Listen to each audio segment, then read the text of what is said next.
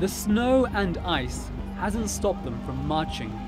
Tens of thousands of people are rallying across Serbia. They say their democracy is being trampled upon. But this is probably the most corrupt and the most authoritarian government that we've seen so far. For 2 months, people in Serbia have been demonstrating every weekend, and the crowds are getting larger. These protests brought together people from every section of Serbian society, from the young to the old, from actors and musicians to academics. And they're all united against one man, the President of Serbia, Aleksandar Vucic. The protesters say they'll continue to march until he resigns. Aleksandar Vucic was elected in 2017. Before that, he served as Prime Minister with the Nationalist Progressive Party. But his victory 2 years ago triggered protests.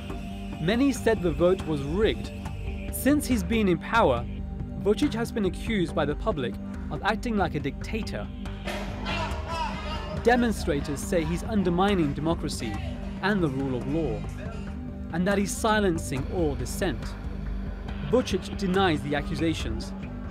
He says even if 5 million people were to go out onto the streets of Belgrade to protest him, he'd continue to pursue his policies. The rallies began after this man was attacked. Borko Stefanovic is leader of the opposition Serbian Left Party. In November, he was beaten by a group of masked men. At the moment I passed them, they hit me with the iron bars and the knuckle dusters.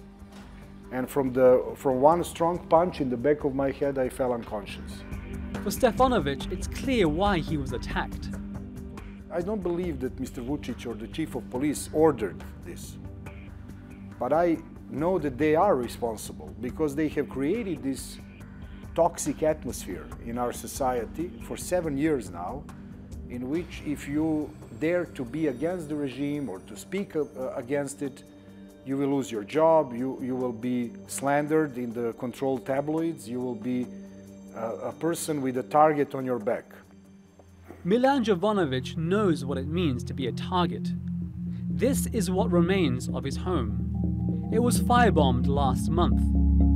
Jovanovic is an investigative journalist.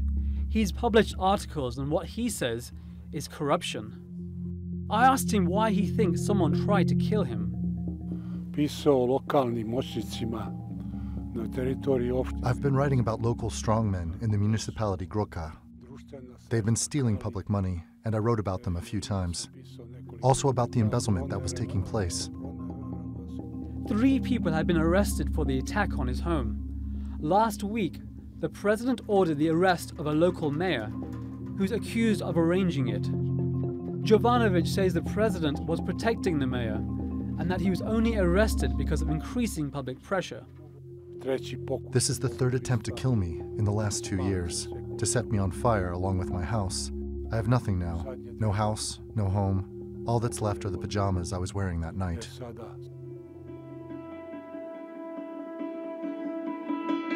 We'll have to change ourselves. We'll have to secure press environment, and we'll do it. And I'm almost certain that you're going to find no other leaders in the world that would say the same words as I'm doing today. Here's Aleksandar Vucic speaking at the World Economic Forum in Switzerland recently. After returning from Davos, Vucic said he would tackle government corruption and political violence. But his critics don't believe him. They say it's just lip service because there's been more global attention on Serbia.